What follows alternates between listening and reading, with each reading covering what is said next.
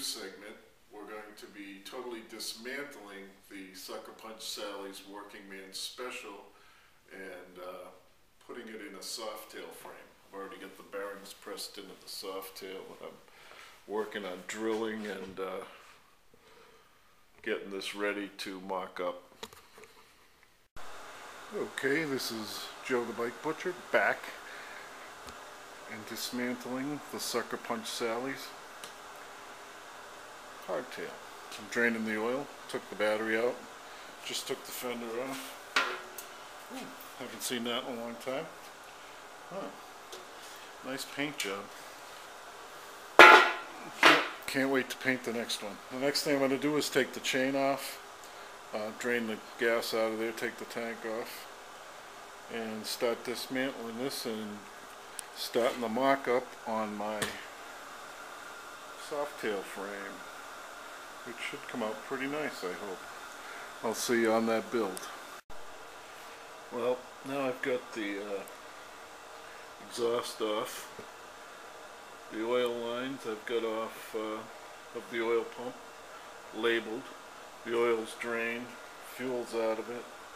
I've taken the battery out, and I don't know if you can see this really good, but I only have a few wires in this wiring harness. The battery negative, battery cable, regulator. I've got one coming from the battery switch going through here, and I've taken some of the spiral wrap off. I guess I had it shoved up the backbone pretty good. So I'm just going to document some of this so I can reuse this possibly. It's a Thunder Tiger harness, but I actually ended up using the harness as just a junction box. It's back here, and I'm going to disconnect that and take the oil bag out. And I don't know how good you can see. I'm going to try to zoom in a little bit. I've taken some of the spiral wrap off. I've got this coming from the regulator, coming up the seat post. These are going down to the running light through here with the shrink wrap. These go to the rear brake switch, and this is the starter power and starter power for the relay and negative, and I've got a little copper thing I've screwed in. I probably can't even get this thing in there. It's right over here, and I put the negative wires in there, and it gives me a nice copper contraption. Alright. Well, I've got the oil bag out. Separated the wires. I haven't got the one down this tube yet to go into the running light and the tail light. I haven't taken off my little grounding clamp. This is part of the Thunderheart harness, and out of all the positions I use the power for the ignition and to run the lights to the front and the grounds and everything. I just ran through it. This is that's what the Thunderheart looks like. It's got diagnostics, which I've never been able to see, so I have no idea if they work. It's got a starter relay and some Molex connectors, and everything. All the relays are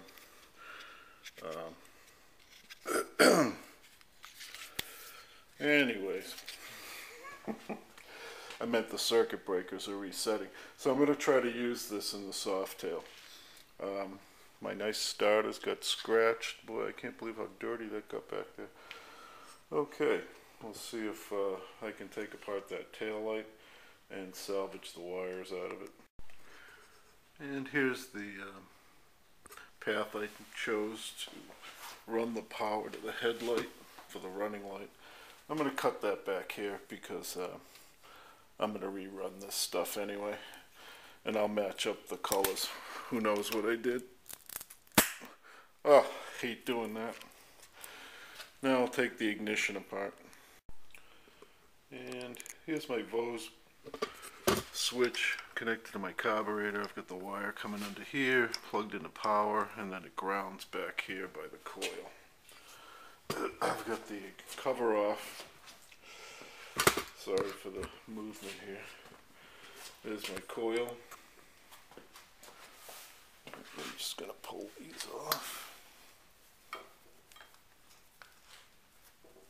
I don't want to watch me struggle.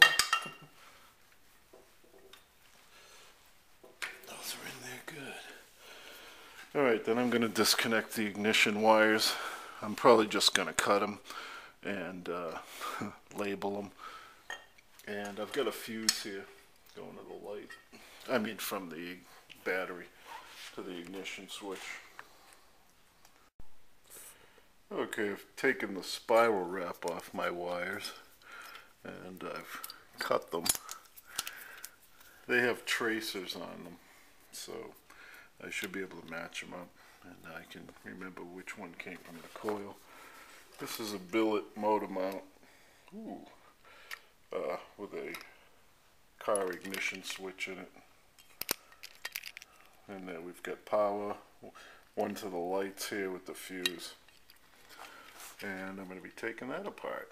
And then I'm going to disconnect my vose and pull the wiring harness out of the bike all the way back to the back of the frame. Well, I've got the belt drive mostly taken apart. I got the clutch plates out, starter motors out, and the rest of this is going to be a pain because I don't have an 1 3/8 socket. So I'm off to buy a 3/8 socket and take the rest of this apart. Alrighty, I'm going to take the Vose switch out now. I've got that mounted to the frame, and I've loosened it so you don't have to watch me struggle with a wrench. And it comes off like that. I'll pull the line off the carburetor, and that's that. I've already removed the voltage regulator and the front fender, and I'm getting ready to take the controls off. Okay, now I'm taking the motor mount off, I hope. I've already loosened up a couple of bolts. These out of here. Oops, one over there. My metric to American conversion T-wrench. The file, I didn't have a metric stand at that size. Now I'll take the bolt out with the spacer.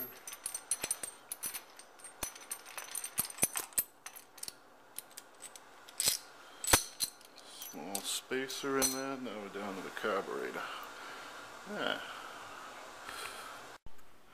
And now I'm draining the brake fluid and pump the clutch, the front brake a couple times. Good one. Like it was 18 years old again.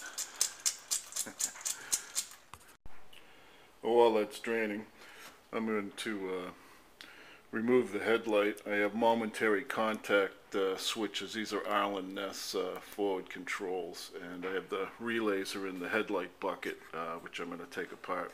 Try not to destroy the wiring going into the handlebars. Okay, I'm removing the headlight. I already removed 2 set screws that are in the back of the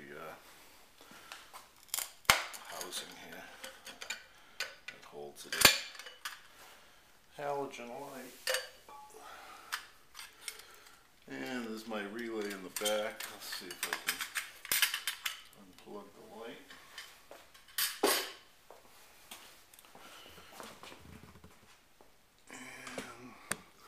There aren't a lot of connections in there, but I don't know if you can see it. Yeah, I got a relay in the back, easy beam for the momentary contact switches, and then I got these at an electrical supply house, these little connectors, but I'm going to use some waterproof connectors on the next one, and that's that.